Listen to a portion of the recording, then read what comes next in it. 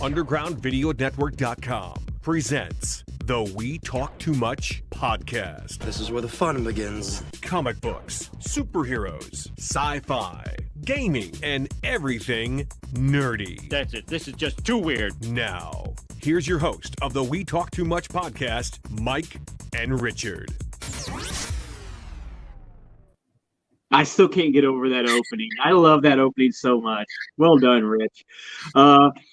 Hey, everyone, and welcome to this episode of Underground Video Network's We Talk Too Much. I am, as you can see by the little name right here, I am Michael, and I'm Richard. This episode, we are going to be touching on WndaVision and the season premiere of Batwoman. So, spoiler alert! Because we didn't just randomly decide to call this podcast "We Talk Too Much" on a whim. It's yeah. There's so much to talk about WandaVision. I think we ought to jump right in first to Batwoman, Rich. Because okay. This is episode 85. Sorry, people. But the season premiere of Batwoman really does deserve to be talked about, and I got a feeling if we just jumped right into WandaVision, it's like, it's 11 o'clock. You know, there was a show on. But it was really good because, oh my God, it was like I finally got my CW fix. You know what I mean? It's just like, you know, where's my CW shows, man? And this one was a big one because this was the first episode without Ruby Rose as Kate Kane, and I think it worked, Rich. Yeah. I really liked the new woman they've got. I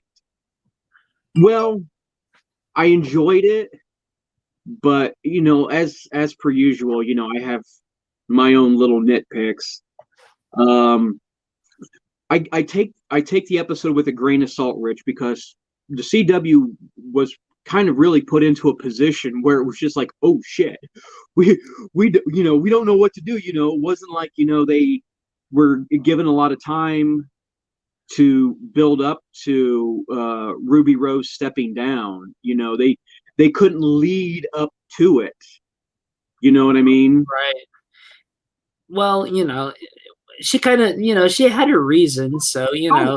No, I fully agree. And if anybody wonders, you know, we won't go into it here, you know, but, you know, look up if we've had plenty of time. But still, those poor writers, you know, were like, you're like, oh my God. Well, I did like how they did tie her into, you know, the series as being almost part of the series even before she was introduced. She has a history with the series. Yes. She had a big history with Alice. Right. I got to say, though, one of my biggest complaints about it was, and this was on the writing, the CW, they do really well crossing over when it comes to crossovers. But once the crossover is done, it's like, they mention, you know, like, oh, hey, I know Supergirl, you know, but that's it. Right. You're telling me that when the news about Kate Kane, her airplane crashing, and she's you're telling me Cara Danvers didn't fly her ass to Gotham? No, I'm calling BS on that. That was bad writing. I mean, I understand that they couldn't. I understand why they couldn't do it. Right. But the fact of the matter is, within the CW universe, Cara Danvers and Kate Kane had a relationship that was tight enough that Cara trusted her with kryptonite. But yet, when she goes missing in a mysterious airplane crash, you know, she's nowhere to be found. That kind of bugged me. Yeah, and Uncle Bruce just happens to show up. He's I been gone for X amount of years, and he just happens to show up. Yeah, I thought they did Tommy Elliott dirty. I really believe that done properly. I mean, granted we haven't seen the end of him, but just the idea of Tommy Elliott taking Bruce Wayne's role. Hey, Justin, how's it going? Sorry, we got a watcher. Hey, how's it going? They could have made that an entire season, Rich. I mean, the idea that Tommy Elliott's impersonating Bruce, they really could have. That could have been an entire season. I think if Ruby Rose's character or version of Batwoman was still going to be on this season, I think they would have done that. Yeah. Because I think now having an outside Batwoman coming in, the whole Hush storyline doesn't quite work anymore. True. So they had to kind of rush that, just kind of put an end cap to it or something, Yeah. It wasn't another thing. It was a nice little introduction to the CW's version of the Batmobile, though. No. That was, it was like even Luke didn't know it was there. Like, what the hell? There's a whole other room here. Of course, that would have been some of his dad's doing, probably, right? I mean, he would have built that second part. Yeah. Yeah, so it probably been. Yeah, but to keep it in that pristine shape, where's all the dust from the bats and stuff? Yeah, where's the guano, man? Yeah, I'm being a little nice there saying dust, Yeah. Even I think it was the Michael Keaton ones. Even they had mentioned something about keeping the Batmobile clean. The only other beef I have is the woman playing the new Batwoman is great, but only in the CW universe would it be such a coincidence that the woman that found the Batsuit just happened to be a martial arts expert. I thought the same thing, You know what I mean? Like it wouldn't have been nearly as good if like I'd found the suit or if you'd found the suit. Like, I will say this though, I did really appreciate her growing pains when like she first like tried to go up against those two drug dealers or whatever, Yeah. That was a real moment, like constantly falling on her ass and getting smacked down a little bit because the suit's badass and she's got martial arts training, but she's no Batwoman and she's never been put in that situation before. But that I did appreciate that. Yeah, I think it's a good jumping on point, and they still keep Ruby Rose's Batwoman still out there. You never know; she might not have been on the plane. Who knows? Yeah. Just because her costume was on there, did she miss the plane? Did she get kidnapped by somebody? Who knows? Yes. Did she suspect something was going to happen? Grabbed a parachute and jumped off? She's in the terms of like CW writing, she's not dead, right? So yeah, comic book. She's not, she's comic book dead. You don't know for sure where she's.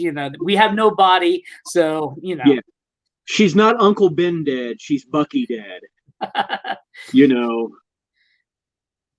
Oh my God, that would be great. Hear me out, Richard. Never going to happen, but total fan fiction. Season finale. Kate Kane shows up with a robotic arm, and her sister's all like, Kate, and she throws a batarang, and Kate catches it, and she's like, Kate, and like, who's Kate? Just like if you're gonna go Winter Soldier, go the full route, But it was really good to have another CW show to watch again, though. It's been what, damn near a whole year.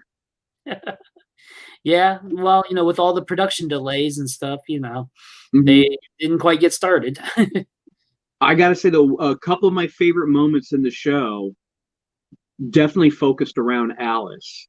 That moment with Alice and her dad, when Alice blurts out that Kate was Batwoman, And then the realization when it finally dawns on him that she's being honest, like, oh man, I tried to kill her a bunch. I tried to kill but not like, once or twice, like I had a task force ready to murder my own daughter. Like, shit. That was some good acting because you could see in his face. I mean, he was wrecked by that. Yeah. But it does open doors too, especially being the season premiere that, he's not an idiot. Now that he knows that Kate was Batwoman, well, where was she getting her tech? You know what I mean? He's going to start connecting the dots. At least I hope so, that he's connecting the dots. Or, I don't know, they might just start writing some of that part of the show off, too. You never know. True, because we don't have that juxtaposition of the leader of the Crows being Batwoman's dad, so him going after the new Batwoman, not really that big of a deal anymore. Yeah, I don't know where they're going to go. Hopefully we'll find out. They got a half its season ready to go, so who knows? Yeah. And lucky for the woman that picked up the new picked up the bat suit, that she was the exact same size as Kate Kane. Because that wasn't like a spandex, off the rack pro cosplay costume. That was a tailor-made, because how much would that have sucked, Richard? I appreciated on a cosplay level when they showed her in the bathroom. Oh. You never see that. She's like, I wonder if there's a real moment.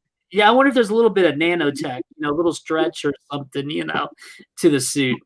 Oh, I still to this day want to see how them, and I'm talking all superhero. I want to see how them some bitches do that zipper in the back by themselves.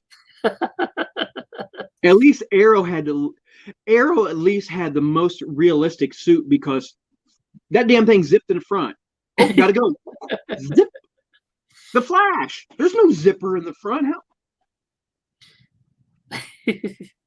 Well, that's why Tony Stark with his armor, it was all nano armor. It just Well, we got another glimpse of another CW show this week.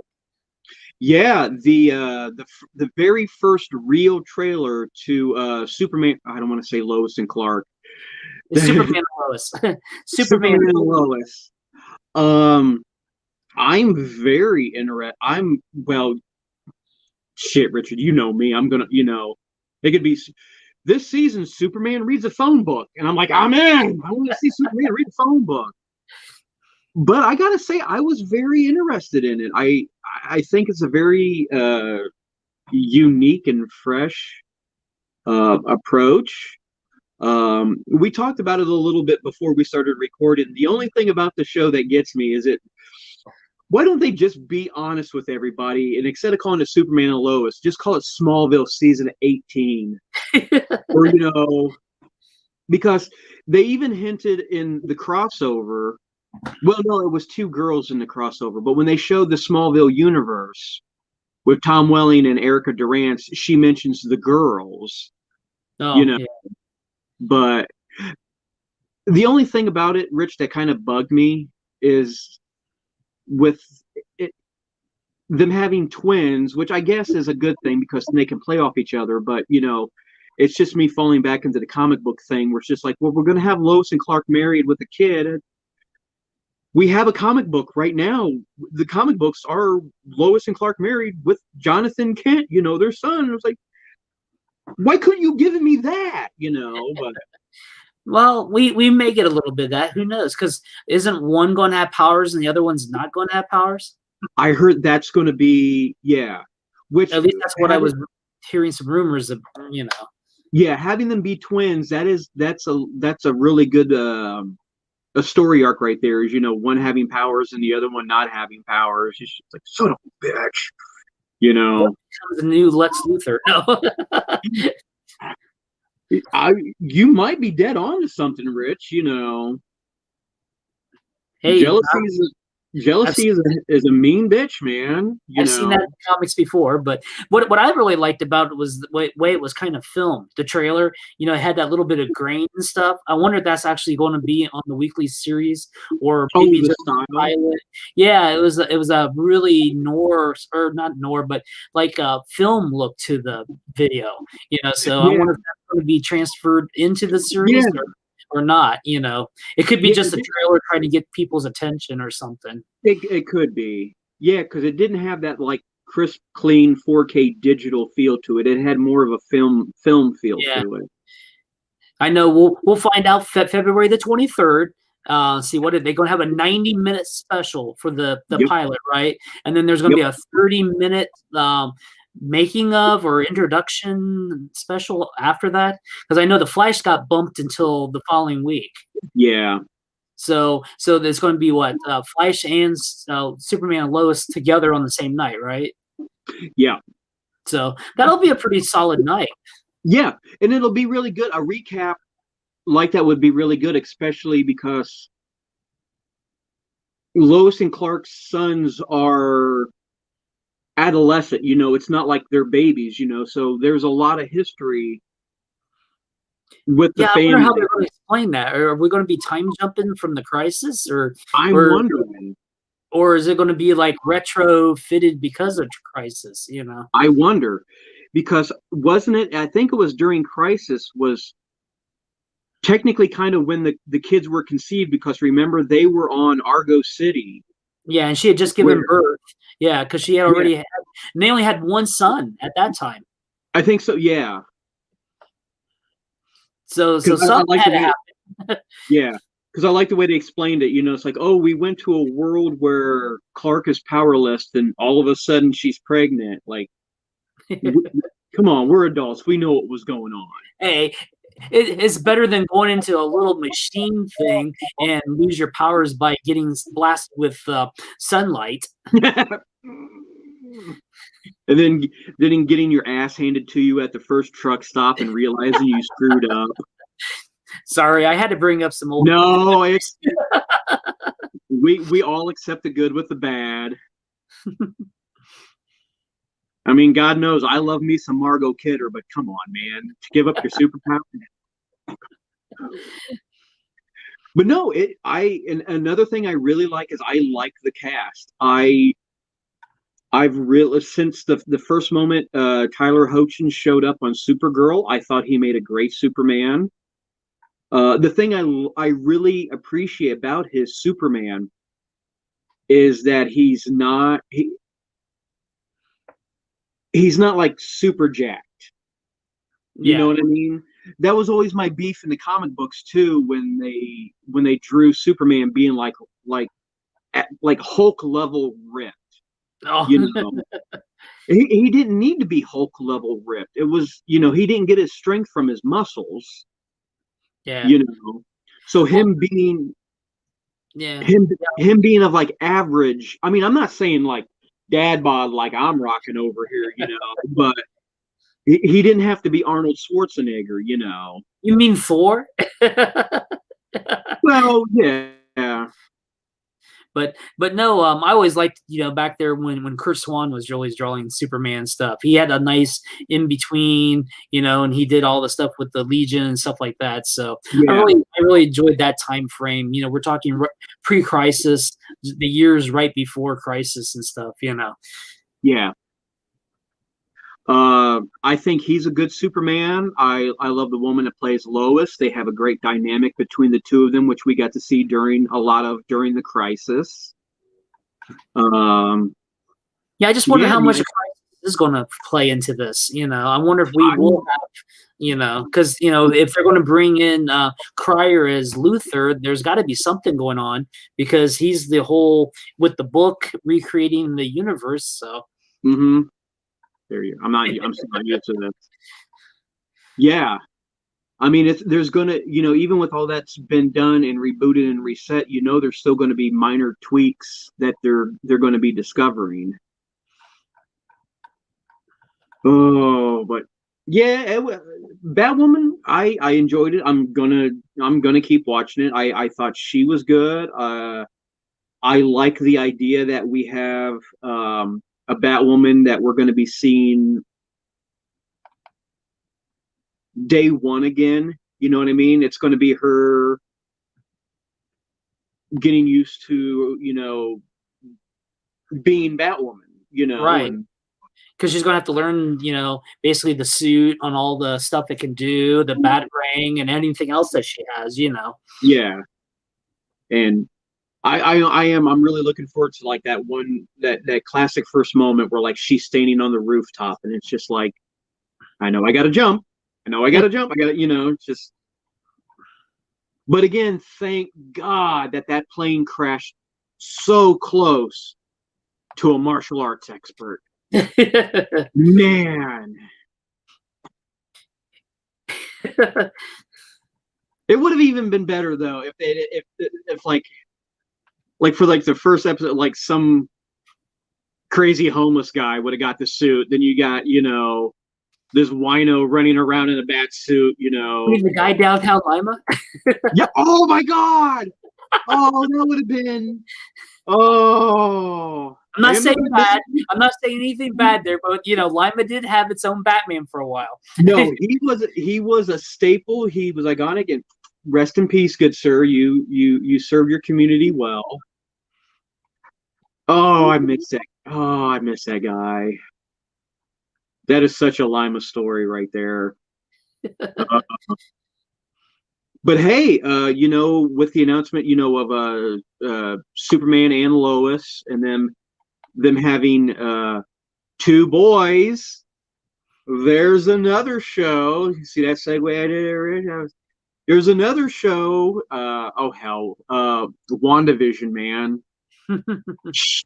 So I got shit, man. Honestly, Richard, between Facebook, I think WandaVision is about the only thing I've seen on Facebook aside from Bernie Sanders memes in the last day or so.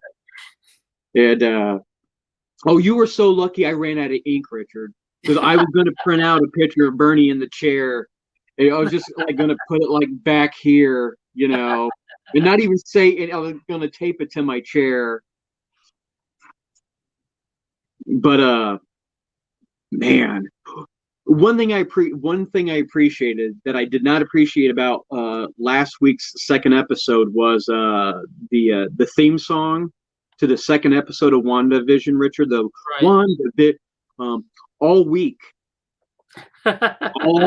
all week, I would be at work like, oh man, today is WandaVision. I'm like, oh, it was in my head so horrible. It felt Frank, like Frank's watching. Hey Frank, it felt like Hydra had burned that song into my brain. But first thing first, I talked to a few people. One of the great things about WandaVision is I haven't seen this many people talk about a show as fervently as this since I mentioned it earlier, Richard, like since the first season of Lost. The first season of Lost, when they originally had a plan, when season 1 and season 2 of Lost, before the studio started throwing money at them to keep going, when they had an idea of how it was going to end, because before it was just like, oh man, did you see the polar bear? What's going on with the polar bear? Well, maybe, and then like the smoke monster, like, oh, maybe it's purgatory. That was one of the few shows that, like there were so many things going on that sparked your imagination. This was the first show since that has really gotten people talking like this show. And it was episode 3 was, of the 3 so far, man, now in color. That was one of the big things I appreciate about that show, Richard, is I grew up, well, I know we talked about it before, and I'm going to keep bringing it up for every single episode, was I grew up watching all those reruns of the Dick Van Dyke Show, I Love Lucy, the Brady Bunch, the Partridge Family. We got to address the fact that they have nailed the tone and feel of those era's sitcoms. Not only in the writing style, but got to give it up to Paul Bettany and Elizabeth Olsen and the rest of the cast too. Like, I guarantee you, like, before they started shooting, Marvel was like, they sent copies of like all these sitcoms to all the actors and like, here's your homework. I need you to watch season 5 and 6 of the Brady Bunch. We need you to watch season 2 and 3 of the Partridge Family. You know, Mary Tyler Moore at the beginning with the yeah, and then the Brady Bunch with the hexagons. You know. Yep. Which that wasn't just a 1 or 2 off thing though. They brought it back again this week. And I know we mentioned it before, Richard, but I really believe that is a nod, because it's not just like the star wipe or, you know, like the circle coming in, you know, it's a hexagon. Right. Which, if you're familiar with Wanda Maximoff from the comic books of Scarlet Witch, they called her powers when, you know, when she was a mutant, her hex powers. Yep. So even that right there, and oh man, and you talk about rumors abound. Well, like we said in this episode, we saw the it was in color, and it was nice, Richard, because not only was it in color, it was Technicolor, dude. That was so hardcore Technicolor. And another nice touch, I don't know if you noticed it, Richard, was, you know, they're in a town, but did you notice, like, when they were talking to the neighbors, it was still a fake background? Yep. That was a nice touch. You know what I mean? To have it as a fake background. That was a nice touch. But dude, there was so much to unpack in this episode. Rich, oh yeah, it was, you know, like I said, it was the whole Brady Bunch-esque house now. You know, the house evolved into, you know, because they had the staircase and a lot of the other stuff going on, you know. So it was what it was, you know. They keep evolving. It seems like the series keeps evolving, and then they still had a little bit of the Bewitched throwback when they were in the baby's room, getting the room ready and stuff, you know. And then all of a sudden the butterflies, you know, someone was throwing around butterflies are like in Doctor Strange. Yeah.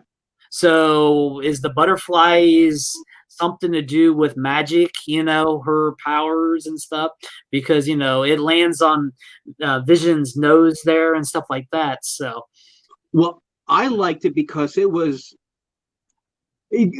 it was a cute way to show that her powers were on the fritz, but think about it this way too, Richard. She created life. Right. She took inanimate butterflies and brought them to life. You know, they weren't little mechanical butterflies. Those were real, you know. And, so, I mean, that was like... And the bird, you know, the stork. Well, maybe. We have new theories about the stork. Okay. Again, I went to my local comic book store, Alter Ego in Lima, Ohio. Nice little plug. This is why I love talking about the show with like-minded people. There's no other way to come out with this. Alex has a theory. I think it's a solid theory because it's a callback to the previous episode that the stork and the bunny from the second episode are, I'm going to say it wrong, even though I'm looking right at it, are not Mephistopheles. The devil. The devil. And the one first hint, there was actually 2 hints from the first episode, was when they're at the garden party and Agnes mentions something, or Wanda makes the comment that the devil's in the details, Right. And Agnes mentions that's not the only place he is. Then again, this could be picking things apart, but this is Marvel. Sometimes picking things apart too much is like right on the nose. Yeah. The bunny's name was Mr. Scratchy, Yeah. or Mr. Scratch. Scratchy, Yeah. Scratch, Yeah. which is a legitimate old term for the devil. Right. And the fact that during the show, the magic show, how he runs off, she couldn't control the bunny. Right. It was out of her control. And then we never see her create the stork. True. The stork just shows up. And it has that little red mist around it too. She couldn't, and you could chalk it up to her powers being out of whack, but she could not make the stork disappear, which could be an indicator that this is something more powerful than her. Right. And the idea, it's like an overall encompassing theme that, well, one little thing that I think that I nailed, Rich, and we saw at the end of the episode was, remember my theory about the city being in like a bubble? Right. We saw the bubble. Yeah.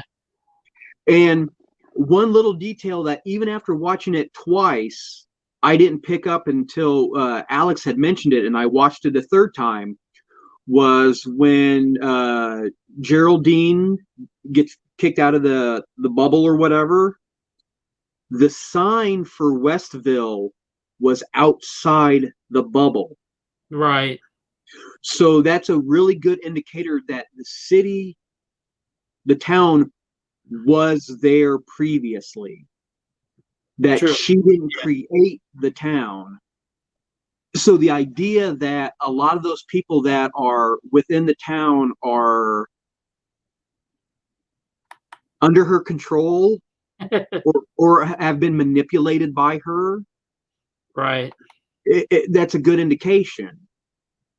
And there are moments, like especially, still one of my favorite moments of the show was the dinner party with the Roses, when the husband starts choking and the wife, Kitty, I'm sorry, I know her name is Jebba Girl. She's Kitty from that 70s show. The severity of the situation is what was causing her to kind of break free from Wanda's control. This was serious for her. This was probably in real life her husband, when she's like, stop it. Stop. Dude, that still gives me chills. That's like good Alfred Hitchcock level, But that was like her reality was breaking through. Right. Meeting with Wanda, But I did like the idea that, because if you notice too, there were barricades around the town. They had, the roads were blocked off. They had the big lights, shining into it. Right. Yeah, just like any type of alien invasion or any type of metaphysical thing going on, they bring out all the lights and stuff. Yeah. You know what? Right off the get-go, when I first saw that, Richard, you know what it really reminded me of? It reminded me of Thor. Remember when they find the hammer and then S.H.I.E.L.D. moves in? Right. Well, it would make sense because there is no S.H.I.E.L.D. right now. Technically. There's something. But there's no, there's no public face of S.H.I.E.L.D. It's S.W.O.R.D. now. That they would be the ones to move in on it. And well, what I was thinking was kind of crazy is, I was looking at the IMDb page and stuff. They had Dottie, was played by that Emma Ford. Well, they got her playing two characters. I noticed, I'm looking right at it too. It's like Dottie /... Yeah, so that means she's playing two characters, but they can't show who the other character is. Just like even Elizabeth Olsen has got that too. Yeah, and also too, again, because I have it up here, the woman that plays Geraldine, right? when you look at her credits, she's not listed as Geraldine. The first credit comes up as Monica Rambeau. Right. And that's not the last we've seen. This is, as soon as I looked at it, I kind of wish I had it. It wasn't a spoiler, but I'm looking at it, I'm like, oh, she's in 8 episodes. But she wasn't the first. Well, she wasn't in the first one. No. She wasn't in the first one, so that means we haven't seen the last of her yet. Oh yeah, she's going to be in the rest of them. Yeah. Well, Yeah. she's going to probably become Photon. You think? Yeah. Because in the lullaby that Wanda was singing, it was talking about the light in the room. Mm-hmm. So it's like, yeah, I think she's Photon. Well, here's my theory on her. Is I believe most of the people that are in the town were townspeople. She was a member of well, we know for a fact because she was wearing the sword, but she was like there and she infiltrated it, which is really good because it kind of showed that once she crossed the line, she was influenced by Wanda. Right. Because remember when at the garden party, it was almost like she was a background character until Wanda talked to her, making her a supporting character. Right. You know what I mean? You see what I'm saying, don't you, Rick? But I still think she was brought in like because the brooch that she was wearing looked like Doctor Strange teleportation. So I think she was teleported in, and there's still talk that what's his name, Doctor Strange is going to be in the last episode. Oh, I guarantee. Oh, we were talking about that. This show, WandaVision, is going to be a direct lead up to the multiverse and Doctor Strange. You know, the multiverse of darkness or the whatever. Oh, yeah, and if you think about it too, the idea of them introducing want to say Mephistopheles. I'm looking at the word. I could never pronounce it even. Mephistos. It's one of those words I have never been able to. And I had practice because Brand New Day back in Spider-Man when he made the deal with the devil. You know who I'm talking about. But think about it. They're going to need a big bad of a interdimensional level, for a bad guy. And I think that'd be a great introduction to him. But I really do believe that who we know as Geraldine, she was a sword agent brought to infiltrate, what was going on. And then, because well, no, go ahead, Rich. I was thinking, the one that was out of play, Herb next door. He was cutting the bushes, and he was going right through the. I mean, his name technically is the High Evolutionary. So is he the High Evolutionary trapped in this world? If not trapped, another great theory, Richard, is it's been well established that within the MCU, Wanda Maximoff is the most powerful being. Right. Because they've even come out officially and said that the reason why they took her out quick during Infinity War, or they distracted her during Infinity War, was Wanda really could have just, she could have snapped Thanos' ass. Right.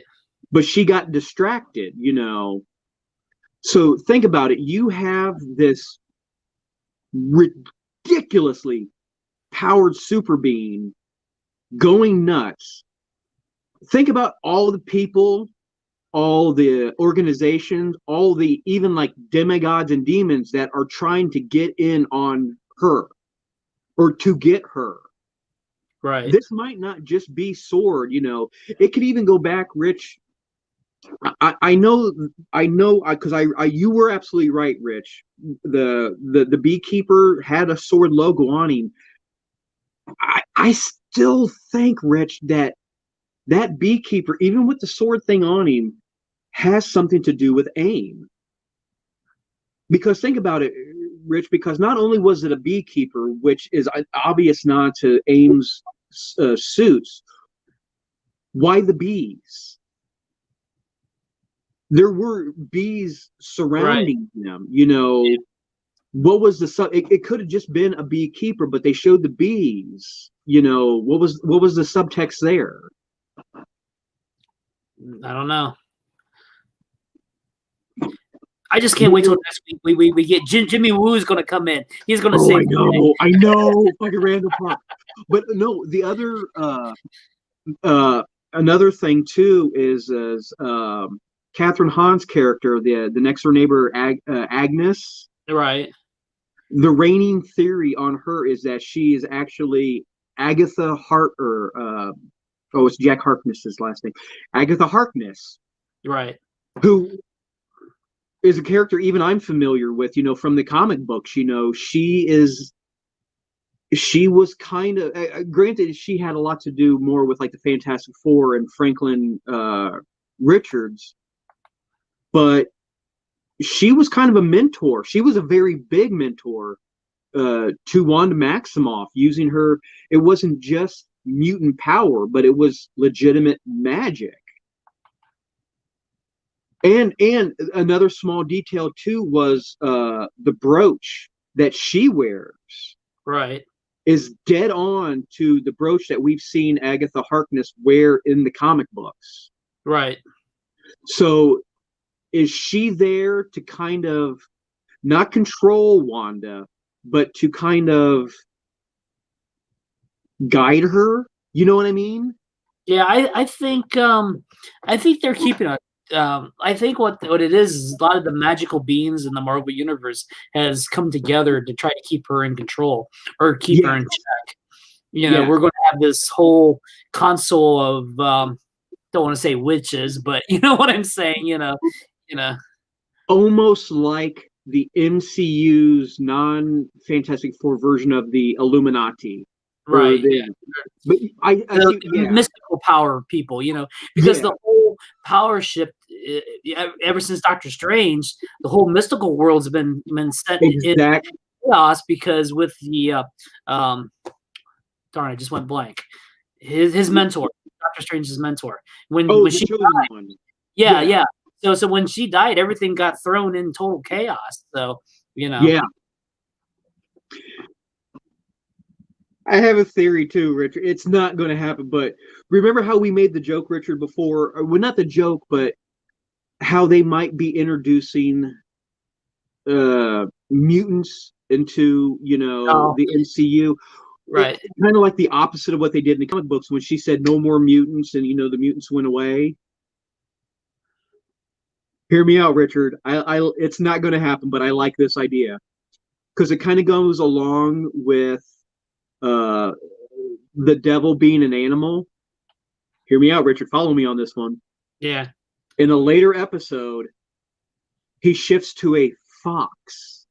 Okay? Hear me out, Richard. A fox. Wanda's had enough. So what she say? No more Fox. As a nod to the fact that Fox does not own Marvel stuff anymore. You know what I mean? It's not. Think about it, Richard. It would be such a cool inside joke where that's the introduction of, you know, like Deadpool and mutants and, you know, the Fantastic Four into the Marvel universe because they're no longer a part of Fox. So she says, no more Fox.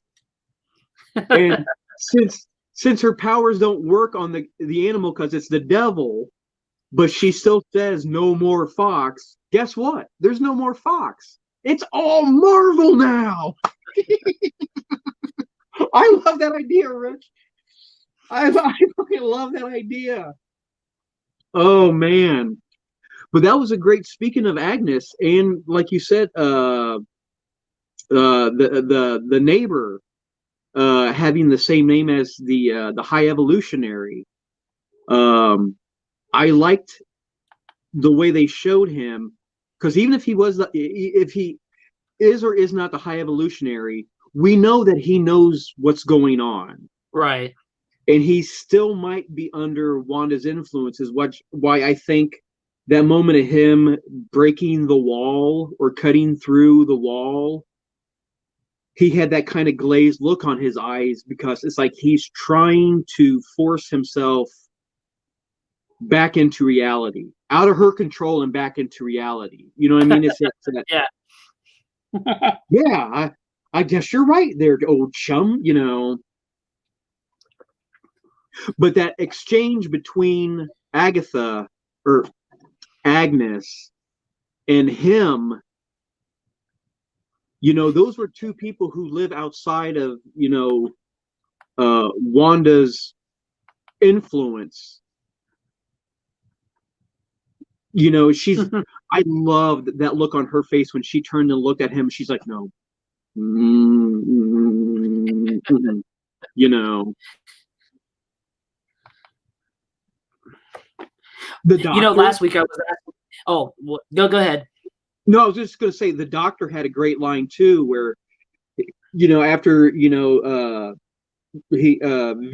Vision brings him back. He's like, "Oh, sorry to hear about your vacation," and he's just like, "Oh, you know, life in a small town, you can never leave." You know, it's just like, oh. And I know you caught it, Richard, because I know you in video editing well enough to know that it probably gave you a twitch. Was when Vision starts to have that conversation with Wanda about, you know, something's not quite right. And then, you know, it was kind of like in the previous episode when Wanda did the rewind. It was that really dirty, ugly, like Richard. I'm telling you, didn't it feel like, Richard, like it was like literally like two pieces of film had been cut and like literally scotch tape on top of each other. Yeah, it was that bad of a cut, you know. But when she reset reality again, but this time instead of rewinding it, you know, she like literally re-edited it. I saw that and I'm like, that had to have tweaked Richard, man. It's like, oh, that was such a bad edit, but it was purpose, you know. It was indicative of, you know, like the style back in the 80s, but I was like, that had to have tweaked Richard. It's like, I could have cut that. Well, you know, last week I was bringing up about the mailman. Yeah. His name is Dennis. Oh, yeah. Dennis the mailman. Well, you know, there's only like a couple characters in the Marvel Universe that has the first name Dennis. So is he D-Man in disguise? Oh, my God. Yeah. Because that's one of the only two characters that were named Dennis in, you know, the 616. So, you know. Yeah. I was still a little upset they didn't give him the name Willie. I mean, come on. That would have, you know, like set people like me and you on fire. Yeah. Because everybody knows, you know, Willie the Mailman from, you know, the Fantastic Four. Right. You know. Like, oh. Well, they got to save him for the other movies. So. This is true. Yeah.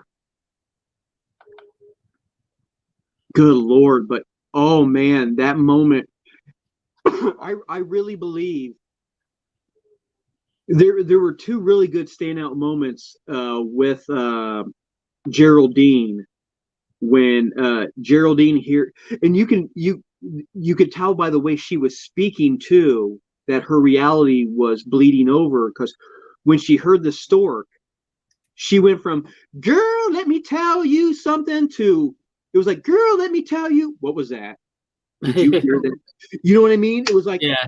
It was like a reality snap, you know, because her tone and her voice shifted. Like, what was that noise? You know, it was like reality, you know, snapped, and it was like, you know, she went back. But oh my God, Rich, that scene where she started to talk about Pietro. Oh yeah. Rich, was I the only one that really thought? I mean, we only saw it for like, it was like 30 seconds. But when Vision came back into the house and Wanda had that very calm, collected look on her face, I thought for sure, I was like, oh, she killed that bitch. You know, this was before I looked up. Honest to God, this was before I looked it up and saw that she's in 8 episodes. But I'm like, oh, she done killed that woman. She she gave her the snap, you know. Yeah. But then like a second later they kicked her out. But I really did. I really believed Richard that like she snapped her out of existence, man. I really did. Well, I know she had the major part in the series because they've talked about her being, you know, the daughter of the one from Captain Marvel and stuff like that. Yeah. She eventually will probably have superpowers and play a role in the Marvel universe. So, you know, and plus, you know, we got the twins. Are they just going to grow up and be part of the Marvel universe, and we get the Young Avengers? I mean, we have everybody else coming in play, so we need them in the play to make the Young Avengers. So yeah, maybe they're going to be real for a while, and then down the road we could have something else happen. You know? Yeah. Well, the same question goes along with Vision. We know that the version of Vision that we're seeing in WandaVision is not. I don't want to say not the real Vision, but right. He's a construct. Yeah. You know, as far as I believe, I believe he's a construct. Yeah, I think she's part of her mind, you know. But is it reality? You know, is it real because she created it, and thus he's going to have, you know, a presence once they leave this egg thing that they're in or this bubble thing that they're in, stuff like that, you know. And then they have to go through the multiverse or whatever, you know. Who knows? And I thought it was a great touch when they were like deciding on the names of what the child's name was going to be. It was like Billy or Tommy, and it's just like, yeah, you know, it was just like they went full bore because William and Thomas were the names of what was it was Speed and Wiccan, right? Were what they grew up to be. The one little red herring that I picked up on, I think it's a red herring. But did you notice when she was handing, I can't remember which one came first, but it was I think it was Thomas. Tom. Yeah. When she handed Tommy the vision, she goes, "Oh, you're so strong." I was like, you know, every piece of dialogue in that show, we've learned every piece of dialogue in that show is deliberate. Yeah, deliberate. Yeah, deliberate. Like unless it gets rewritten. Yeah, but it was just the way she said it too, Rich. It was just like, "Oh, you're so strong." I'm like, what's going on? You know, because one had super speed, and the other, you know, like her brother, and the other one had more like her powers of magic and witchcraft. Yeah. He had X powers. Yeah. Yeah. Because he could bend reality stuff to his, you know. Yeah.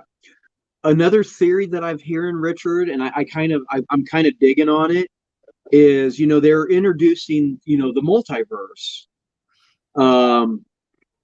especially after her bringing up Pietro. Somebody had mentioned, you know, like, oh, is she going to bring her brother back? My thought is, what if she brings Pietro back, but not her Pietro? What if the guy from the X-Men movies? Yeah, and that's the way to bring him into the, you know. Because subconsciously she's bringing her brother back, but she's not quite in control of her faculties. She doesn't quite nail it. You know, she's like, bring back my brother. She brings back the wrong brother. You know what I mean? Right. Yeah. And you know, they're going to have Kat Dennings on starting next week too.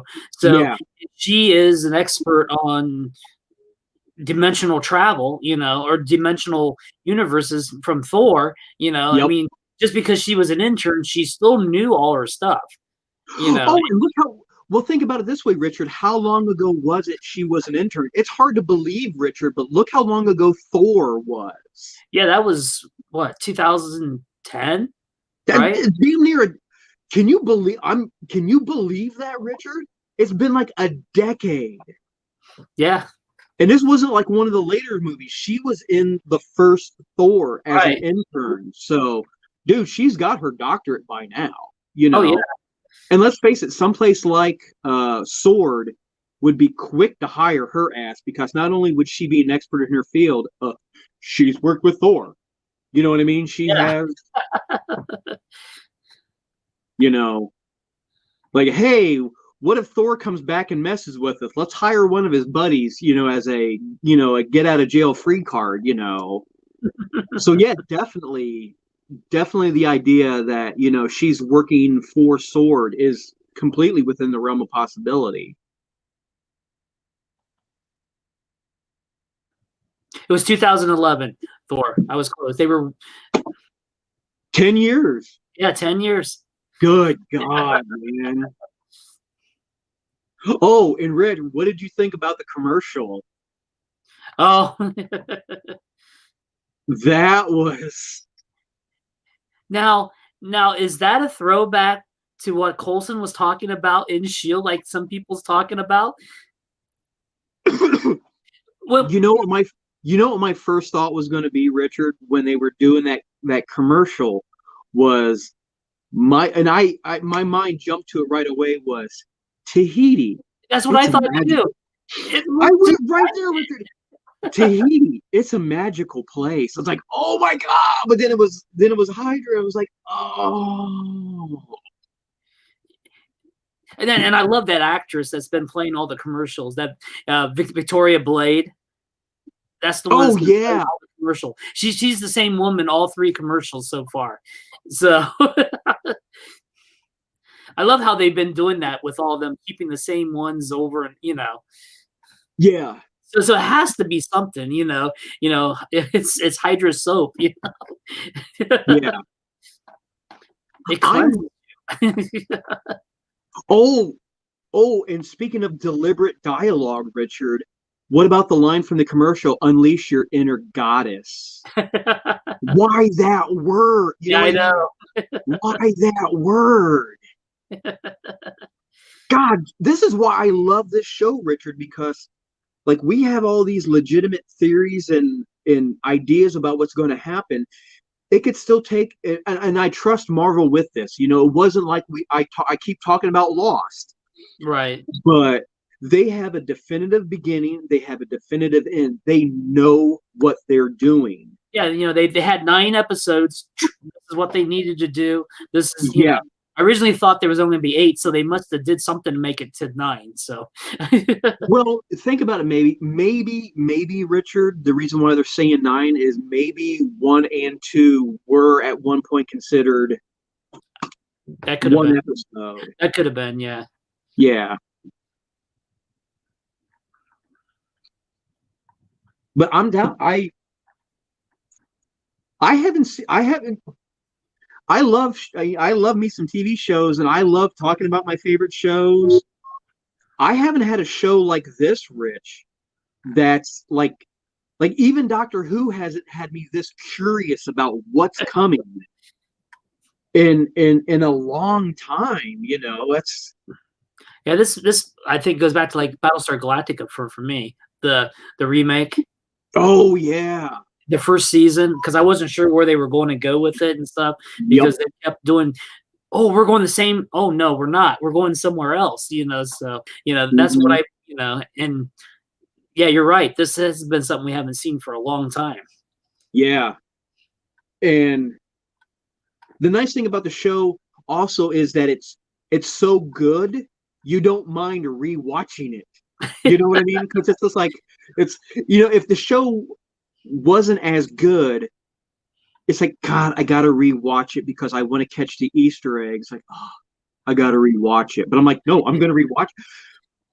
I'm not bullshitting you, Rich. I've watched this last episode, and that's the other nice thing about them being a half an hour is they're easy to digest. I watched this episode, Richard, 3 times. I watched it because I work second shift. I get home late. I watched the show late Friday night after I got home from work when it first dropped. Right. Because there's that damn time change. It's not like midnight. here's the show. They compensate for time differences. But I watched it that night. I watched it again Friday night or Friday night when I got home from work. I watched it Thursday night. Friday morning was the first night I watched it. Okay. So technically Friday morning. Okay. Then I watched it again Friday night when I got home from work. And honestly, Richard, about like 7 o'clock, I'm like, I got time. I can watch it again. And I watched it again. And it's good. It's legitimately good. And I like that they're really letting Paul Bettany, who I love me some Paul Bettany. I really do. I'm still waiting for at least one Knight's Tale throwback. You know what I mean?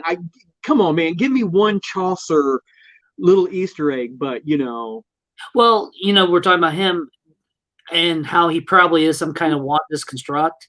Mm-hmm. Why does he have super speed powers? Yeah.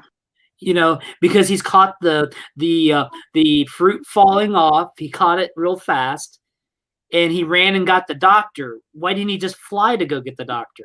He ran to go get the doctor. So is he amalgamism of both Petro and the Vision? Oh, ladies and gentlemen watching the show, you have just literally watched me. Oh, I didn't think about that, Richard, because my first, honest to God, Richard, my first thought when they showed him doing super speed was it was just a, how do I put this? A way to fit it into the sitcom level of the show. You know what I mean? Yeah. But you're right, Richard. They consistently showed him, like even in the beginning credits when they showed him. Oh, and if you think about it too, Richard, because one of Wanda's twins had super speed. Right. Actually, his name was Speed. Ooh. Yeah, because they didn't show him phase through anything. They didn't show him really doing any. Yeah, he phased through the chair with her when he was carrying her. He phased through the chair. That's right. That's right. And then he's flowing, like during the magic show where his powers, when he was drunk, he flew up and stuff like that. No, that. But I mean, in this particular episode. Well, I'm talking about from even the beginning. He did a bunch of super speed stuff. Right. Like in episode 1, he caught the fruit thing from falling over. He ran over real quick and grabbed it and pushed it back. Right. So this has been going on in all 3 episodes, but in the comic book, Vision never had the power to run fast.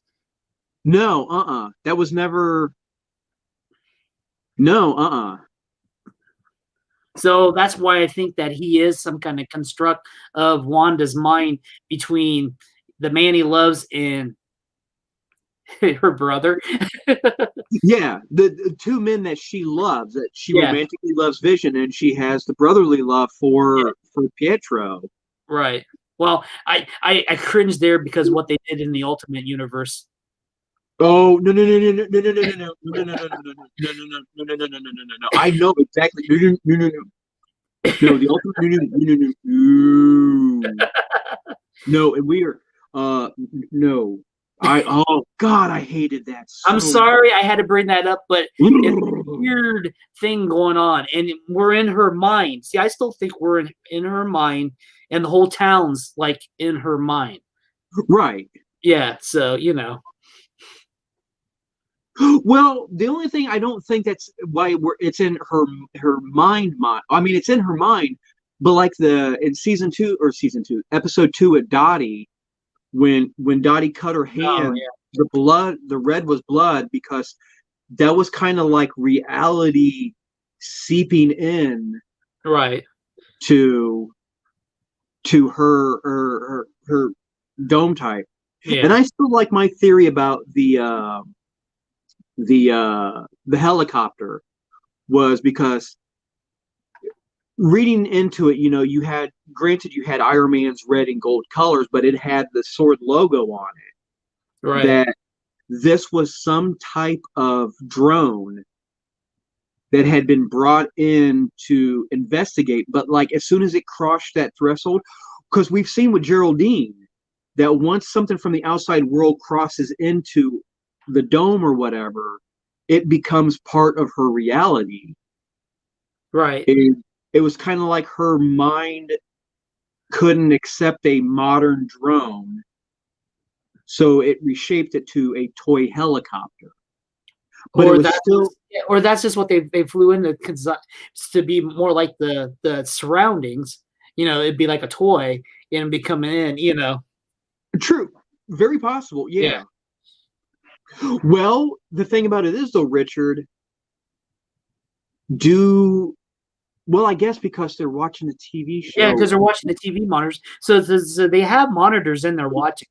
You know, Right, there's right. got to be some stuff in there that they're either there's some kind of someone's got a one of those doorbells on their thing. They can see probably the old technology that's still there, and they're trying to Right. use that.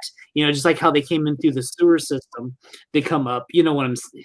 Yeah, Because there's probably holes in that, and that's how they've been getting through. You know. right, right. Which is why I like the idea of when we heard the thudding, that it could have been the helicopter or the drone trying to pierce the barrier and then finally broke through. I just And think of then looking in the window being a stalker and just bumped they got a little too close to the window and it bumped the window. true. And the idea of if it was a dome, Yeah. again, Richard, I might be, but I like the idea of the dome. But think about it, they if they couldn't get through, that someone figured out, well, if this was an old city, maybe it's just a dome. They were able to use the actual pre-existing sewer Right. to come up. Well, that's But how again, the guy in the mask got in. So yeah. Yeah. But once he legitimately crossed over into her, that looks so dirty. But once he crossed over into her reality, that's why the suit changed to like that time period's beekeeper. Because it was as close to her equivalent as she could have changed it to. Right. But that also means why when like she rewound everything, that was kind of like her subconscious realizing, oh shit, I didn't close off the sewer. Oh, You know what I mean? It was just a legitimate dome, but now it's, you know what I mean? True. It's True. Which is why they haven't come back yet, because now she's domed it off. And who knows, Richard? Maybe that was the reason why Geraldine was able to cross over. If she is, like you said, they're going to lead her up to be Photon, because if they were able, Richard. Oh, I just thought of this, Richard. They've got the town sealed off, but if they were able to freely move across the barrier, Right. why haven't they? I mean, not to take her out, but to rescue people. Yeah. So maybe there's something else at play where the outside world, they're not able to easily cross through the barrier, because she's like, this is my house.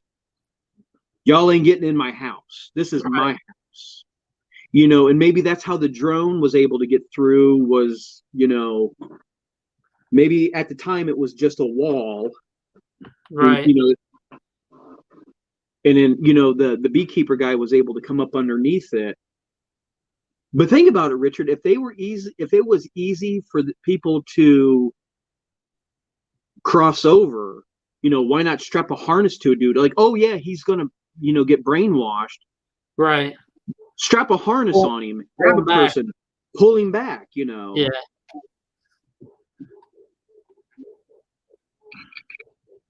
It's all for the kids. Yeah.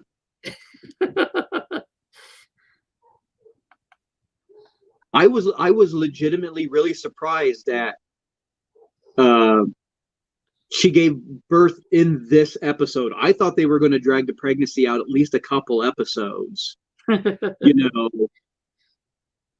I what was it he said when the doctor leaves and he walks back into the room and she's even more pregnant than she was before? He was like, "Holy moly!"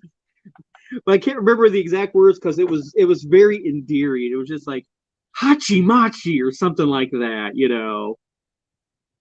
What I really like is, like I was saying earlier, Richard. I really do like Paul Bettany, but so far, you know, for people who have only really experienced him as, you know, Jarvis and then Vision, you haven't really gotten to see his comedic acting chops. But in WandaVision, dude, he's like full on slapsticky, you know. We got to see his range, you know. Right. Oh, this doesn't really have anything to do with WandaVision, Richard. And again, I'm talking to you, Richard. I don't care if anybody's watching right now. I read something, Richard, and it really did make sense to me, because remember, one of the complaints people had about Wanda was how quickly her accent dropped. Right. This is a theory. It was only not my theory. I read it and it makes complete sense, because remember, it was at the beginning of Age of Ultron where they're sitting at the cafe and diner and everything, where she still had a little bit of that accent. Oh, yeah. Who is she working with? She is working with Black Widow, who is a champion, or who is like the champion of being covert. At the beginning of Age of Ultron, she had an accent, but after the events that happened in the Age of Ultron, or not Age of Ultron, Civil War, Okay. she completely drops the accent. That's something a master spy would tell her to do. It's like, be less conspicuous. Right. You live in America now. People know you as a Sokovian. Drop that accent. You know what I mean? Yeah. So it wasn't like Elizabeth Olsen dropped the accent. If you think about it that way, she's been working side by side with Black Widow, who is a master spy. Right. The idea that it was her that taught her to drop the accent. I really like that idea, Rich. No, that's cool. That it wasn't sloppy storytelling or sloppy acting or directing. That she dropped the purpose. Yeah. Yeah. And I was just looking on the IMDb page. They do have that Wanda Maximoff is playing. Starting next episode, she's also playing Scarlet Witch. Oh, yeah. Because I think she wasn't called Scarlet Witch in the first 3 episodes. But no, not at all. No. From now on in the episodes, they got her listed as Scarlet Witch. I don't even think they referred to her as Scarlet Witch in the movies either, though, did they, Rich? It was always just Wanda. In this series, under IMDb, her other alias is Scarlet Witch. And it's really bizarre. I was looking under the one that Geraldine, right? You know, her character. I said it had different. Well, it has her down as being both Monica and Geraldine, and she starts playing Geraldine again in episode 7. So maybe. So does she go back in for those last 3 episodes? You know, I can see. Yeah. So something's got to happen. God, I really legitimately am in love with this show, man. I mean, look at us, Richard. We talked a little bit about, you know, Batwoman at the beginning, but man, I could go on for another half hour or so about this show and just like delving deeper, you know. And knowing shows like this, Richard, again, you know, we have all these great theories, but no, Richard, you know what they better not do? Because now that I'm thinking about all the old sitcoms and like soap operas that I grew up watching, and you know that I like watched with my mom. Oh, if this is all Wanda's dream, I'm gonna be so pissed. She's gonna slip in the shower in episode 9. No, I know what you're talking about, I know what you're talking about, Richard.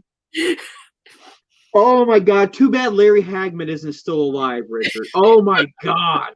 If Larry Hagman was still alive, he would be on. He would be on this show. Oh my God! I'm really surprised that one character. I'm looking at it, Richard. I don't see it. I would be really surprised if like one of the background characters' names isn't Jr. That would be so dope. Well, we get Agent Rodriguez next week. Yeah. You know, I like Selena. I'll never say her. Andres, I think is how her last name. I always liked her. Yeah. And so we're going to get a bunch of agents starting next week. Mm-hmm. You know, we got Jimmy Woo's coming in, and she might be another one with him or something. So we're going to have all these agents start popping up next week. So we're going to see more, I think, outside of the bubble. And we're actually all this is going to just start adding up as of next episode. And I just have a feeling all the venture starts by episode 5 because I bet this up. Then 5, 6, 7, boom, boom, boom. I bet it's just going to go fast from then on. Yeah. Because I mean, having Woo in it, man. I'm sorry, but that's my Ant-Man that's my Ant-Man throw-in right there. Because oh my God, if they're going to have him, Richard, if they don't make at least one Ant-Man or Scott Lang, I'm going to be pissed. Like something, like maybe a little figure or something like, it's like, this looks like Scott or, Right. But I like that guy to begin. Randall Park, I like that guy to begin with. Yeah. He was in a couple episodes of Drunk History as both drunk and as one of the actors. I like that guy. But God, oh my God, having Kat Denning. I'm sorry, I'm gonna go full guy right now. I love me some Kat Denning, man. I love that woman so much, and I love her as Darcy. And oh man, I'm just happy that Marvel decided they wanted to tie it a little more closer with the Marvel U instead of keeping it like almost totally separate. Yes, that was one of the things that we'd remember, Richard. We talked about that. That was one of the things that we'd heard was one of the first predominant rumors was that WndaVision was going to be completely like outside of the Marvel universe. But I mean, the fact that Geraldine mentions Ultron, mentions Pietro, which by the way, I gotta give props to Disney Plus. Because and it's happened all 3 times, Richard. As soon as I was done watching WandaVision, you know how things will pop up suggestions for you. You know how Age of Ultron, all 3 times. Well done, Disney. Well done. Oh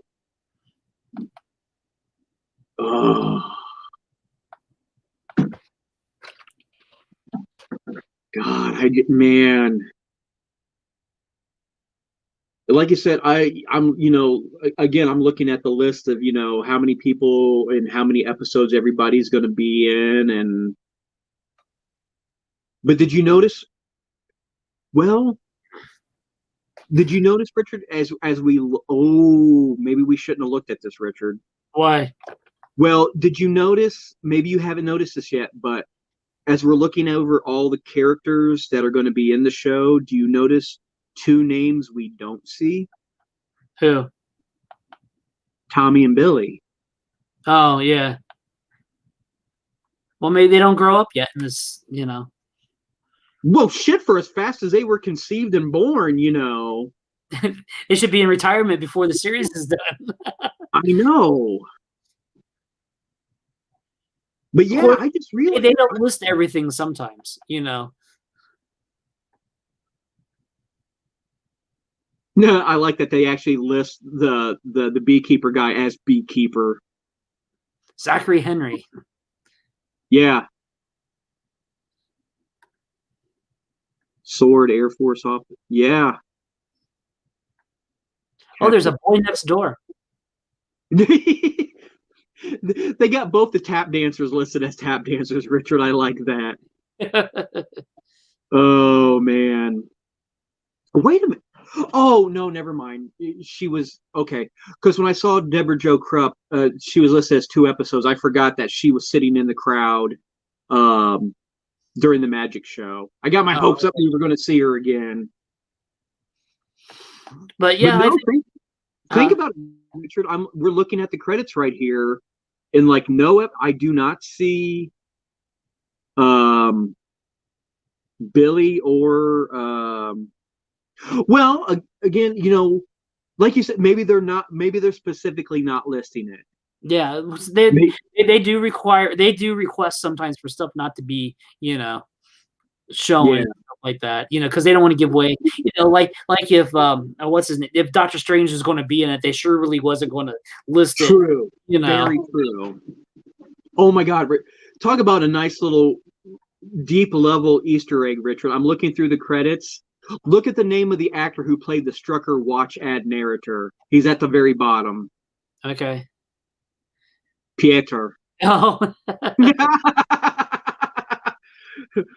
I doubt that was done on purpose, but well done. Well done, Marvel.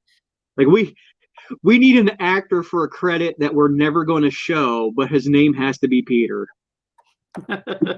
Oh man. Oh, man. So what do you think? Well, we know. Okay. So far, Richard, we've seen very obvious Dick Van Dyke. I still say the first episode was flat out Dick Van Dyke. Yeah. Because we've seen Dick Van Dyke. We've seen Bewitched. I'm calling episode 3. I'm calling that Brady Bunch. Well, it was combination Brady Bunch, Mary Tyler Moore. It had a lot of references to Mary Tyler Moore. Yeah, because did you notice, Richard, the backyard? I'm almost dead certain that backyard was specifically the Brady Bunch. It's close. It's real close. I'm wondering so we've seen 50s, 60s, 70s. I wonder what show they're going to use for the 80s, Rich. 70s. There's still got 70s in this next episode. Because I heard it was I heard it was 2 70s, then you get into the 80s, then you go into the 90s, then the aughts, I guess. Okay. I got you saying the aughts. Oh man. Oh my God, Rick, I just had an idea. What? For the last episode, they could use one of 2 actors. Because we know the last episode is going to be the last episode. Okay. Either they bring in the actor that played Cousin Oliver. You know what I'm talking about, Richard. It's got to be for the last episode. They either bring in the actor that played Cousin Oliver, or you might not be familiar with this one, but it was the actor that played. He was on Married with Children. I know his real name was Ted McGinley. But for a long time, he had the same history that Cousin Oliver did, where it's like every time that like he started a season of a show, it was always like the last season. I think Married with Children was the only show that like survived 2 or 3 seasons with him. Ooh, Rich, what episode do you think they're going to jump the shark? Come on, they got to jump the shark. If you're gonna, it might not be the right era, but if you're gonna do a show that's specifically modeled after old sitcoms, man, we gotta see Jumping the Shark. Oh my God. Oh wait, deep cut, Richard. Instead of a shark, he jumps to cuttlefish. Age of Ultron, the cuttlefish. Oh my God, he's got to jump the cuttlefish. Oh man.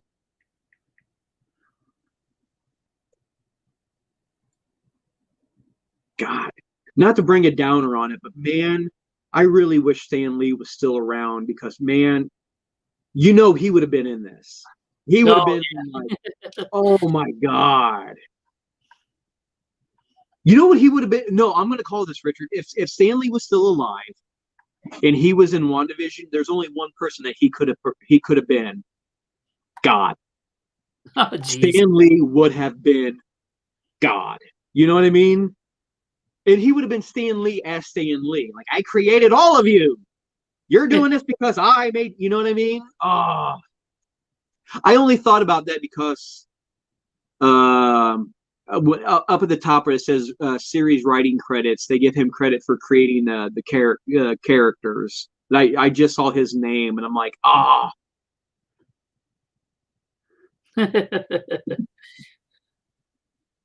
ooh, wait a minute. We've got Well, again, Richard, we don't know. Shit, Rich, I don't think we've talked about this. We don't know when this show is happening. Because remember, Rich. What?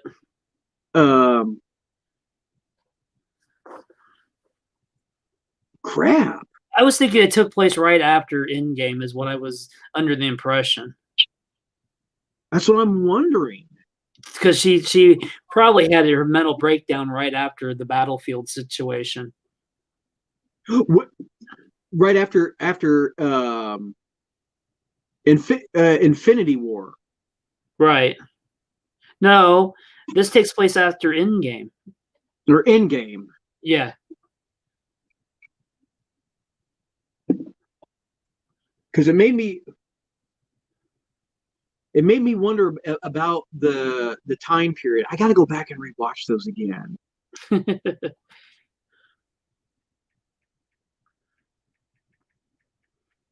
I love being on live TV and answering somebody. Who's talking? Nah, just something. Oh, okay. But I guess we're getting towards the end. Yeah, because I really don't. The only other things that happened this week, Rich, outside of WandaVision and Batwoman, is I picked up a couple more. Should mention comic books since we talk about comic books. I picked up a couple more issues of DC's Future State. Oh yeah. I picked up Superman, like Worlds at War, which is not Superboy as Superman, but Superman. It was okay. You know what?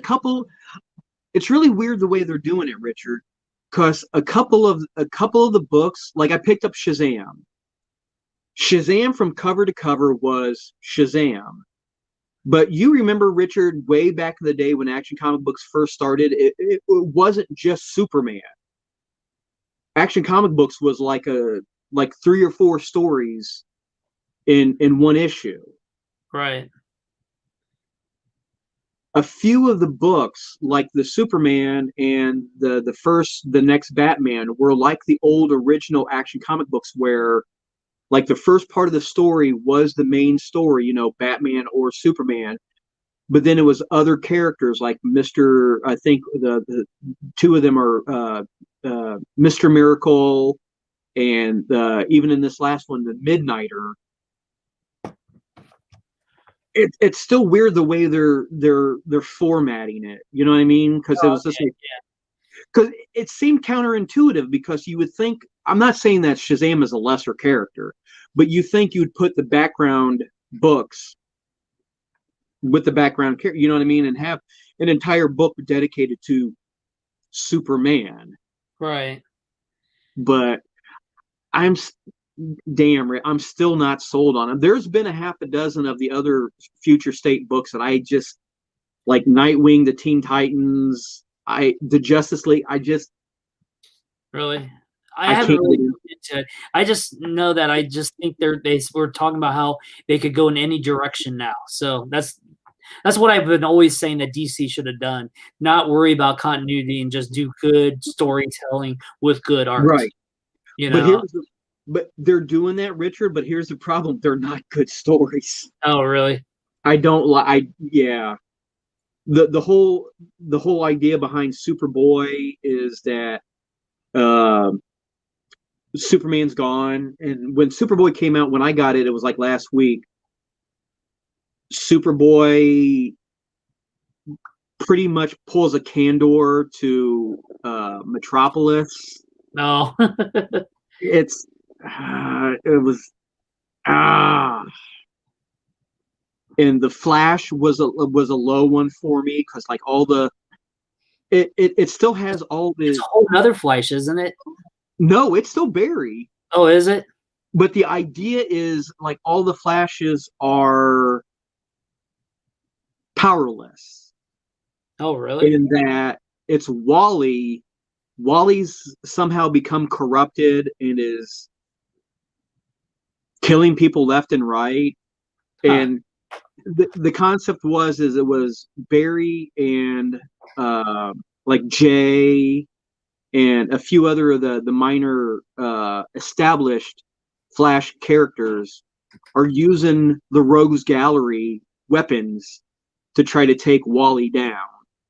You Okay. know, well, something has corrupted Wally, and they're trying to free Wally from. Is he still on the chair, or does he still have access to the chair?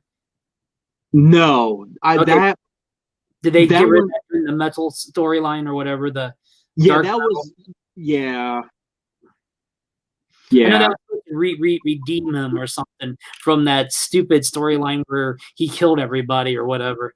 yeah. I just wish they just rewrite, just travel back through time and push him out of the way so he doesn't really kill him. But yeah, that aside from that,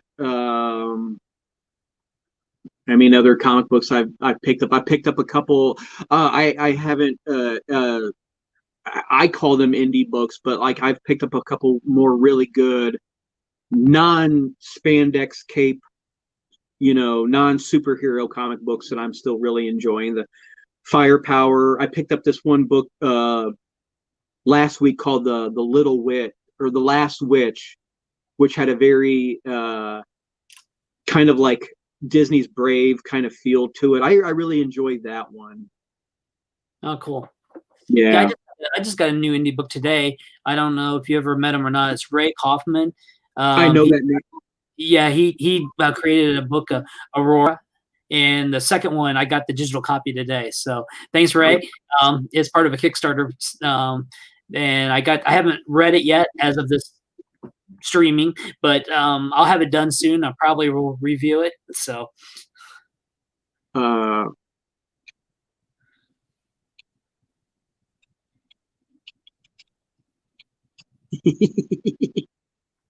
Talk amongst yourself, Richard. I'm not doing anything. Okay. He's just looking something up.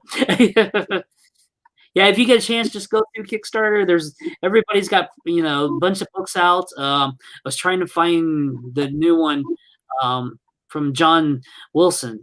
That's supposed to be Blue, I think, right? Yes, I do know that one. Yes.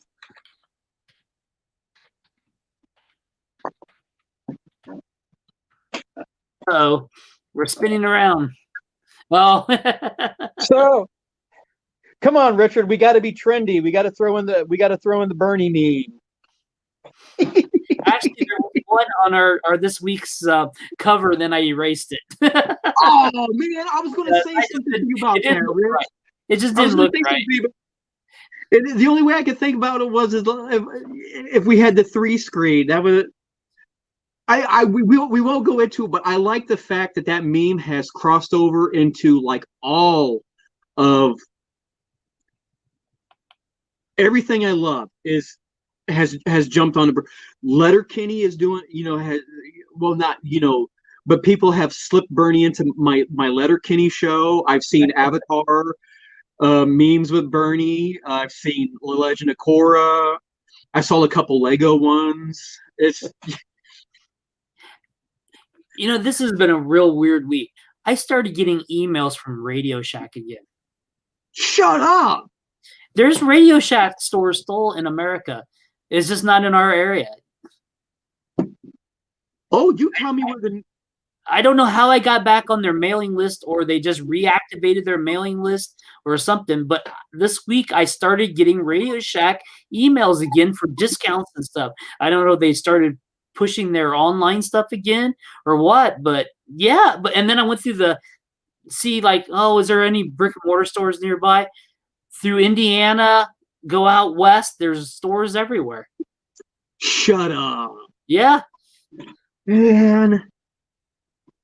And the funny thing is, I got an email today from them for their apparel line. They have retro Radio Shack T-shirts and hoodies. Oh, dude.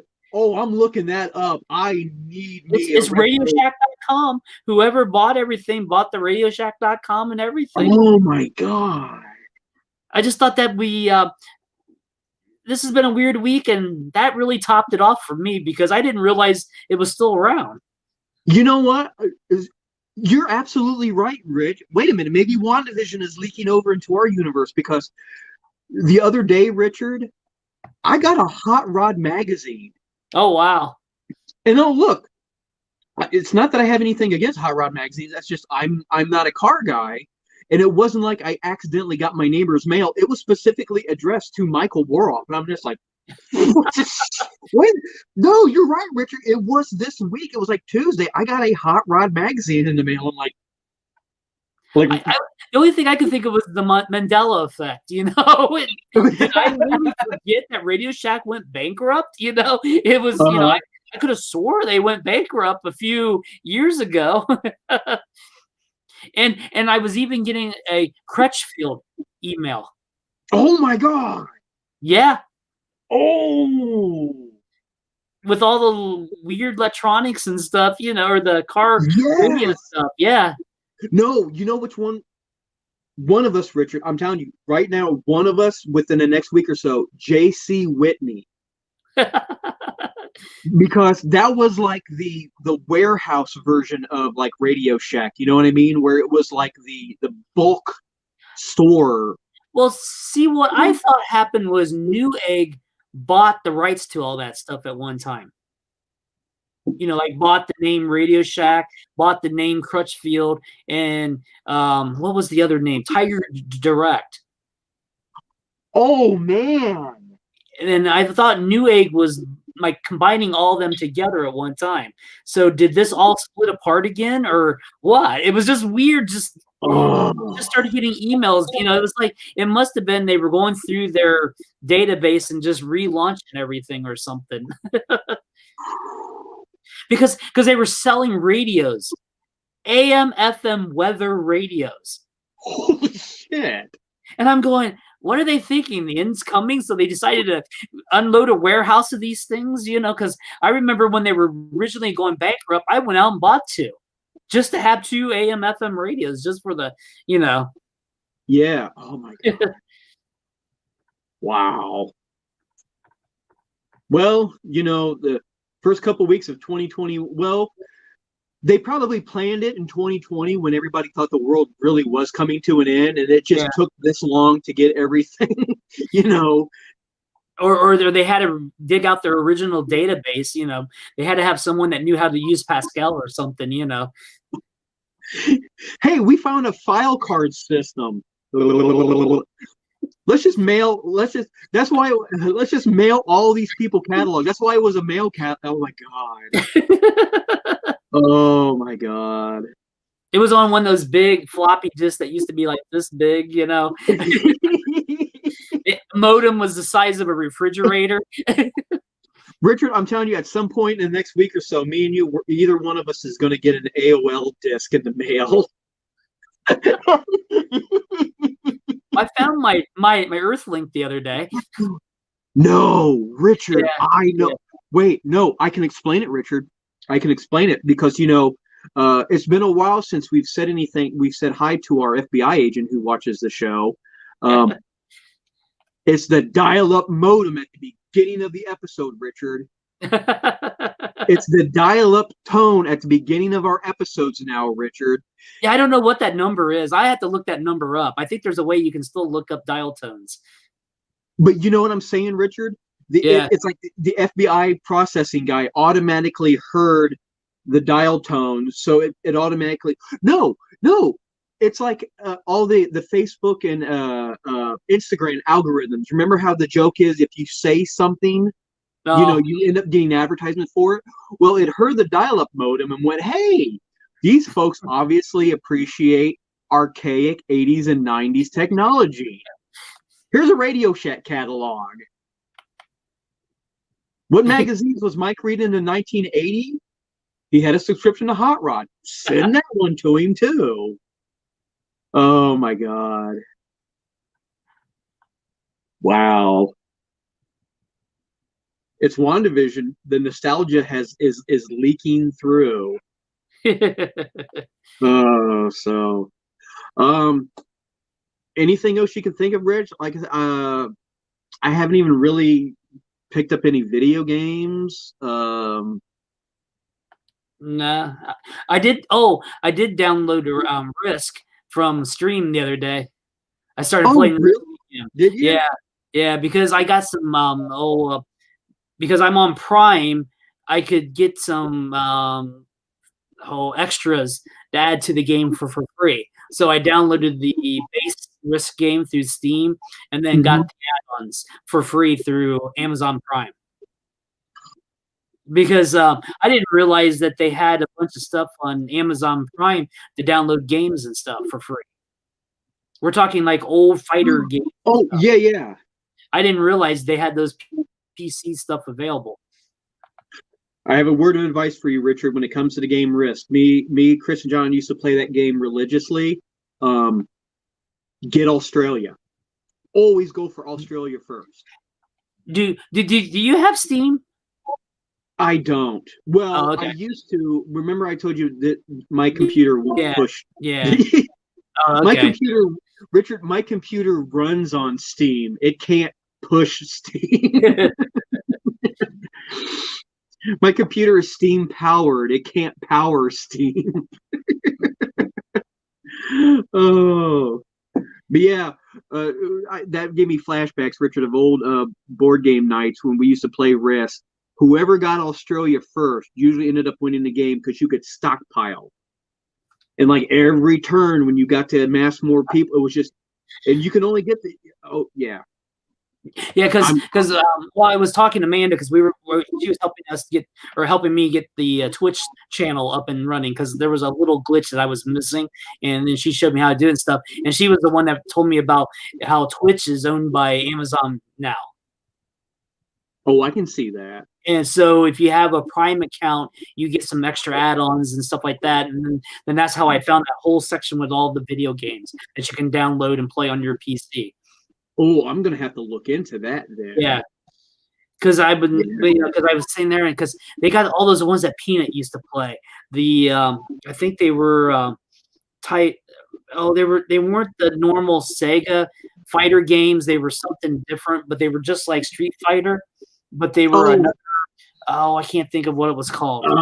I can see them in my head, Richard. I can't remember them, but it was like a whole other line of fighter games that wasn't part of like the Street Fighter, the Mortal Kombat, or something. It was this other game. There was like Virtual Fighter. And I think it was Virtual Fighter. I think that's it, but it was whichever that line was, and they have those on there on Amazon Prime for free. Oh shit! So I'm getting me my game controller hopefully coming up. Once I use I was trying to I didn't use all my stimulus check for my car insurance, so I got just a little bit left over. So I'm getting me a new game controller to play with my PC, so I can download some of them and use this so I can fight, because I can't use the keyboard to fight. It's hard. Oh no, yeah. Richard, that might be the epitome of geeks of a certain age thing I've ever heard in my life, where it's just like, I got my stimulus check, I used it responsibly for car insurance, but what I had left, I bought me a new video game controller. That right there, Richard, is the epitome of, oh yeah. Oh my God. I need a book for my graphic novel class, but that's beside the point. Well, yeah. Because in the graphic novel class, there's actually 2 that I've never read. That's on the list. Yeah, trust me. We'll go over that. That's a whole nother episode in itself.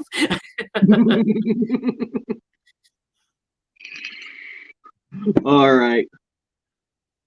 Well, aside from, hey, the other nice thing about WandaVision, Richard, at least it guarantees us something to talk about, for the next 9 weeks, the next 6 weeks. 6 weeks, yeah. And then of course by that time we'll have Superman. So yep, Superman. I should say Superman and Lois. And Lois. So yep. Anything So else going on? yeah, no, I'm good. I haven't, like I said, I'm still reading comics. I haven't really read anything aside from the future state we're talking about, but those wasn't really positive. Um, no, I this is a completely other episode, but I went down the rabbit hole of British comedies the other day. It was one of those things where it was just like, hey, you watched this episode of Doctor Who that had this actor in one episode. Did you know he's a stand-up comedian? I'm like, no, I didn't know he was a stand-up comedian. And next thing I know, like, I'm long story short, Richard, do you remember the episode of Doctor Who, the husbands of River Song, the guy that was they kept taking his head off.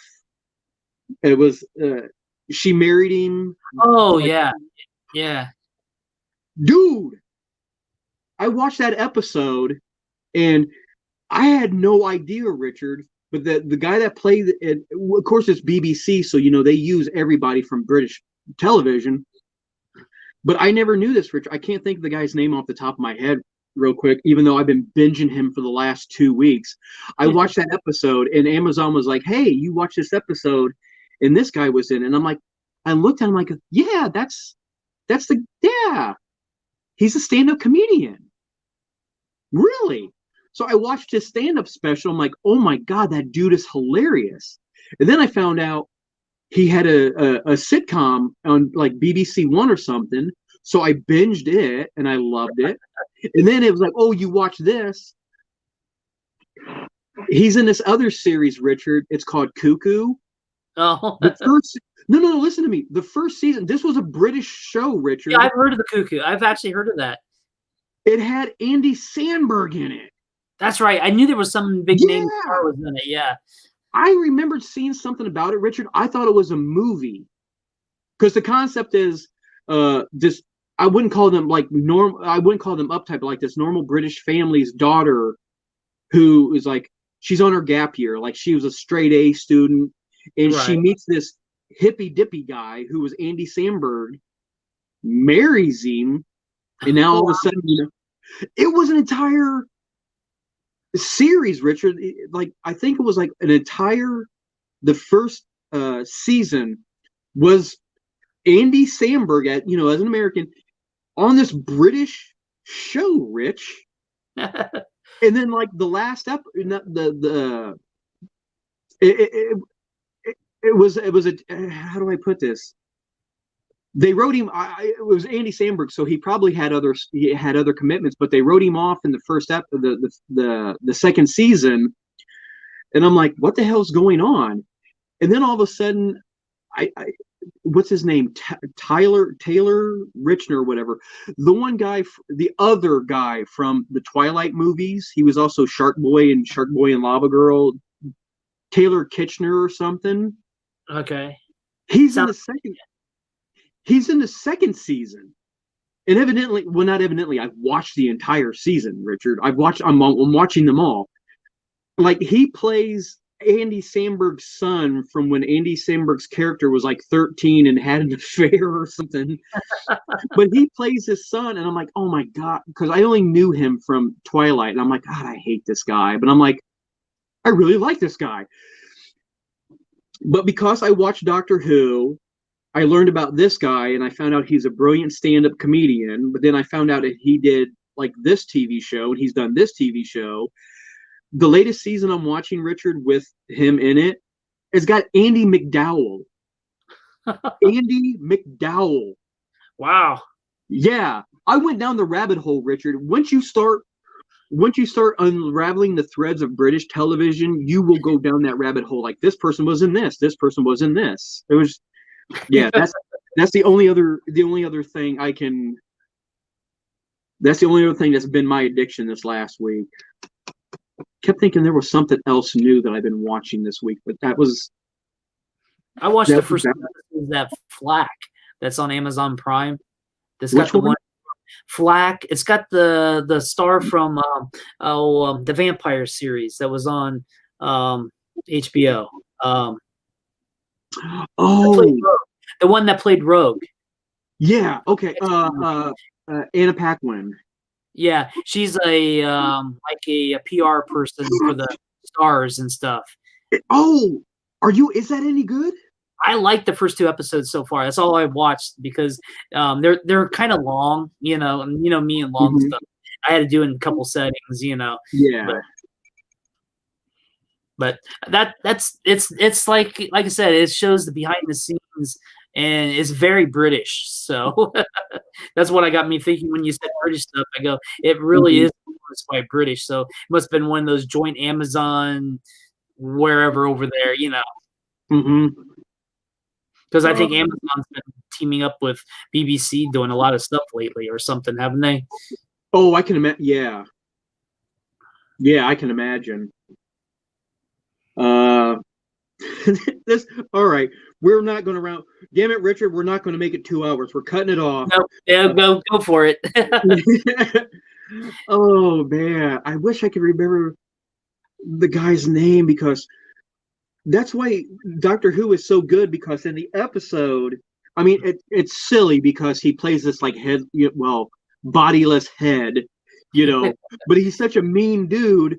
But then to come to find out in like real life is like he's this like really warm, wacky nutball comedian. You're like, you know, it's like when you find out like a super it's like the opposite, Richard. If someone was introduced to John Cryer through Supergirl and then found out all the wacky stuff he did when he was younger, it's like, oh man, this John Cryer guy is great. He's so evil and like manipulative. And then they find, then they go down a rabbit hole like he's Ducky.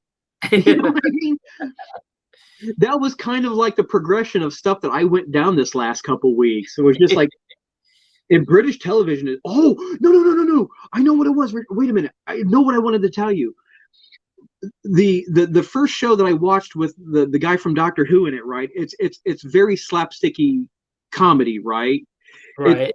it's basically he's like this guy that he's like in his late 30s. The first episode, his girlfriend leaves him, and it's him dealing with the fact that his life is shit. You know what I mean? Like, but it's so wacky. Well, here's the thing, Richard. There's three characters. The main guy, the main guy and his like two kooky best friends. Like you've got the straight laced, business type guy friend, and then like the completely nutso goofy uh female friend. Well, here's the Right. thing, Richard. In the first few seasons, they always go to this same little like small town British cafe, right? And the woman that runs the cafe, her name is Shakira, but she's like, think of like every lunch lady you've ever seen. You know what I mean, Richard? Like I hate to say, but like overweight, messy hair, just completely, slobby, right? Right. She's a complete bitch. You know, it's like she's constantly telling them, I mean, because it's a British show, she's constantly telling them to, F off, Uh, the cafe is called, there yet. The cafe is called Bob's Cafe. Well, every time anybody gets uppity with her, she yells for Bob. Right. And they all freak out like, no, we're sorry. It's like they're talking and Greg Davies. Greg Davies is the guy. Man Down is the show. That was the first one I watched. Great God, Richard. I'm telling you, honestly, Richard, you would really like the show. Look up Man Down. But like British TV, so their series are goofy, but every single episode they end up at Bob's Diner and Shakir, they say something, she goes, Bob! And they're like, no, freaking out, right? 3 or 4 years into the show, Richard, or 3 or 4 of the British television series, right? Right. Greg has finally had enough. He's like, you know what? Get Bob. Go get Bob. No, you know what? I'm going to get Bob, because I think at this point they don't think Bob exists. So he runs through the kitchen, right, Rich? He goes out the back door to the back alley. There sits Bob. You know who plays Bob? Mark Hamill. Rich, it was Luke Skywalker. It was Mark Hamill. Dude, there are very few moments, Richard, when I'm watching a TV show that I actually legitimately like lose my shit. You want to talk about completely 100% out of left field. I'm like, wait. Is that Mark? And it's Mark Hamill. And he's like begging the main character, like, please kill me. I can't take her anymore. She's killing me, man. I can't take it anymore. This was like full bearded Mark Hamill. You know what I mean? Mark Hamill. And I'm like dying, right? 2 or 3 episodes later, somebody mentions Bob again. And they're like, oh, I know what it was. Shakira was looking really depressed. They're all like, well, what's wrong? Bob left me. Well, where did he go? He got a role in that new Star Wars movie. Lost my shit, Richard. Lost my shit. So this guy that was in an episode of Doctor Who, and I haven't seen any other. That was the other thing, Richard. I hadn't seen any other like celebrity cameos. Right. Out of nowhere, suddenly a wild Mark Hamill appears. I was just like, where? Oh my God, British TV. That was. Look it up. You can find it on YouTube, Richard. Look up watch the show, but at least look up Man Down Bob, and the scene with Mark Hamill pops up. It was like, oh my God. And it was it bugged me, Richard, because like no one I know has watched. No one else I know. I'm not being hipster about it. I wish for. No one else I know has watched this show, and I'm like, I have no one to share this with. I'm like, you don't understand. Bob is Mark Hamill. You know. Oh man. All right, Rich. I drug it out as long as I possibly could, Rich. I dug deep into the Doctor Who. For those, Richard, who have hung out and have like suffered through all of my babbling about where can I take both of them, because 2 people's been watching almost the whole night. Hey, what? Man down. I'm not talking about me, dude. Richard, really, I think it's on. I think it's Netflix. Okay. And it's one of those shows, Richard. They're really short ones. You know what I mean? Okay. Oh, the other great thing about that show, Man Down, is he plays like this high school drama teacher. And he's such an asshole. It's so good. Where can they find everything of ours, Rich? Just go to undergroundvideonetwork.com. That's our main landing pad. You can find all our social links except for one that I've been trying to fix, but it's there if you click on the picture. That takes us to our new Twitch channel, because we are streaming live on Twitch, thanks to AGP, Amanda Gilliam Presents, helping us get everything set up. So we like to thank her and her crew. I got to be on her Thursday night podcast. They have a group podcast where they just sit around and talk sort of like what you and me do, and just talk about geek culture and whatever else can come up. But you can find us on undergroundvideonetwork.com, and we're on most socials now. So right on. Oh, what was it? The other one, just last week you made the announcement, Richard, that I was really excited about. Oh, the audio. Where they can hear us. Where they can hear us. We've just been added to the Spotify podcast section. So you can find the RSS stream there. And you can still find us originally on Apple Podcasts. We've been on Apple Podcasts from the beginning. So, and then Talk Shoe is our main audio podcast. Wait about an hour after the show, and it should be up and running then. It's like the CW for our show. It's like we air right now, but you got to wait like an hour or so. Rich, like I said, I appreciate the people watching. Please continue to watch. I give two shits less if anybody else watches. This is just me, Mike and Richard bullshit, because I did, but thank you guys for watching.